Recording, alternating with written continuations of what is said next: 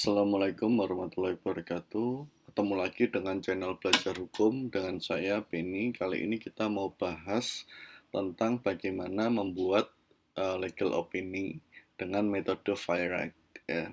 Jadi legal opinion sebelumnya saya pernah bahas dalam beberapa waktu yang lalu yang isinya mengenakan apa itu pentingnya suatu legal opinion dalam suatu permasalahan hukum. Nah, jadi kali ini setelah kita sudah tahu apa itu pentingnya legal opinion atau peran legal opinion dalam suatu masalah hukum, kita mau bahas tentang bagaimana cara membuat legal opinion ya. Tentu saja membuat legal opinion ini ada metodenya, dan metode yang saya pakai kali ini namanya VIRAC ya. Ini juga sudah banyak dibahas di Google ya, banyak sekali artikel-artikel. Anda juga bisa browsing untuk mencari referensi atau menambah referensi selain daripada video ini, sehingga pemahaman Anda ketika Anda membuat LO atau legal opinion bisa menjadi lebih lengkap.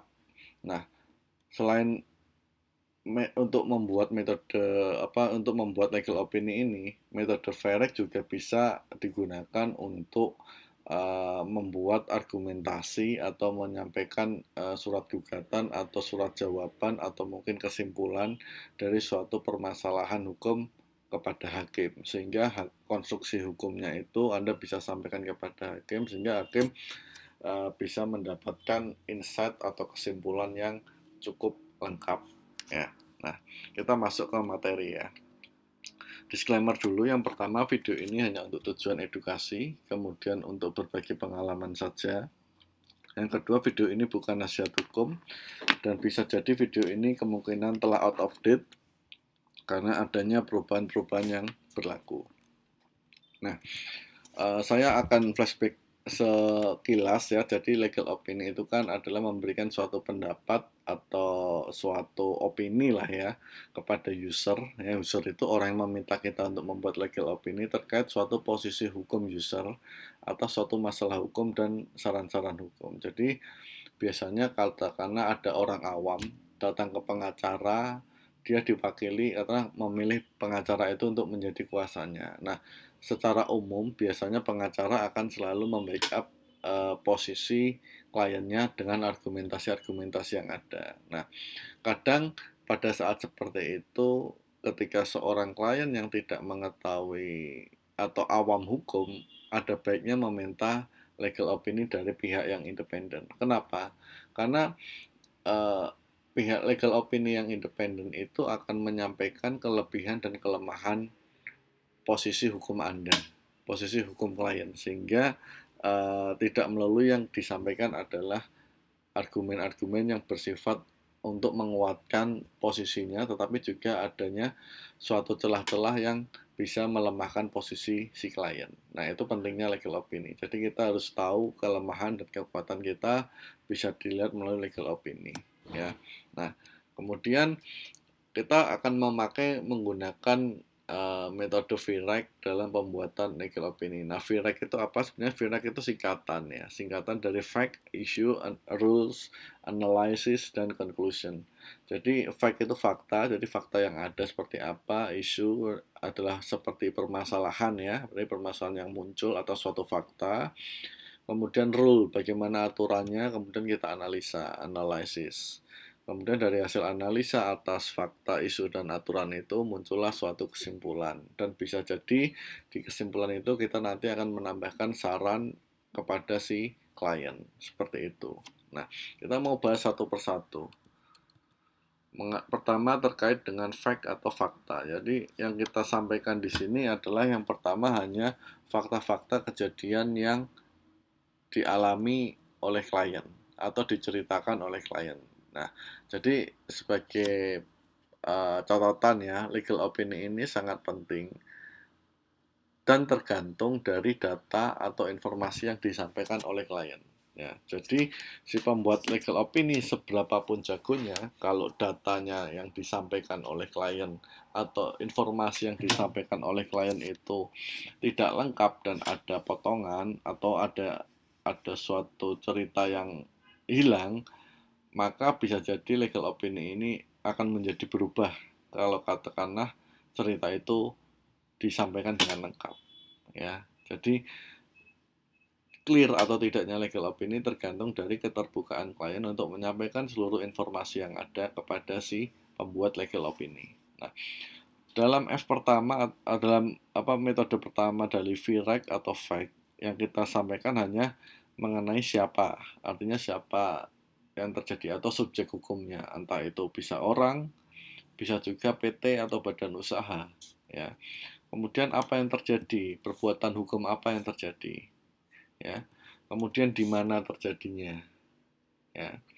Kemudian kapan terjadinya, kemudian bagaimana itu terjadi, dan terakhir biasanya adalah argumentasi dari para pihak. Nah, sebagai contoh katakanlah perjanjian terkait utang piutang. Ya, berarti siapa yang memberikan hutang, siapa yang berhutang. Perbuatannya apa, siapa yang meminjami uangnya. Terus kemudian siapa yang dipinjami. Kemudian di mana dipinjaminya, kapan, waktunya berapa lama, bagaimana cara peminjamannya. Nah, terus kemudian fakta yang paling penting adalah apa yang terjadi, apakah si peminjam ini tidak mengembalikan sesuai dengan kontraknya, seperti itu dan sebagainya. Terus apa argumentasi dari si peminjam kok sampai dia telat membayar kontrak. Nah, kemudian tentu informasi-informasi itu harus didukung dengan dokumen-dokumen yang ada. Ya, tadi itu pentingnya supaya dapat dicek, ya, fakta-fakta hukumnya seperti apa, kemudian isi dokumennya seperti apa. Nah, kemudian lanjut ke isu atau masalah. Nah, biasanya ini adalah terkait dengan pokok-pokok permasalahan yang ada. Biasanya juga dimulai dengan pertanyaan seperti apakah perbuatan si X melanggar hukum? Apakah perbuatan si X melanggar perjanjian? Bagaimana dampak peristiwa tersebut secara perdata, secara pidana, dan sebagainya. Jadi ini adalah kekhawatiran-kekhawatiran atau isu-isu yang kemungkinan akan muncul atas peristiwa yang terjadi. Ya.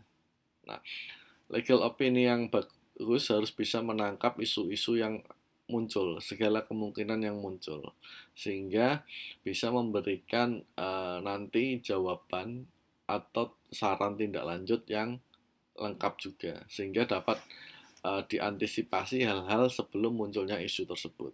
Ya, nah, kemudian yang ketiga adalah rules atau aturan.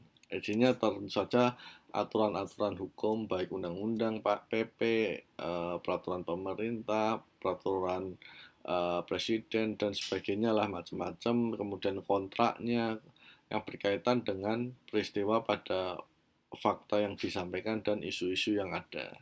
Ya, bisa juga diambil melalui putusan-putusan hakim yang lalu atau jurisprudensi, atau mungkin opini-opini hukum dalam buku, literatur, atau karya ilmiah. Ya, itu juga boleh. Atau mungkin ada referensi dari luar negeri juga bisa disampaikan.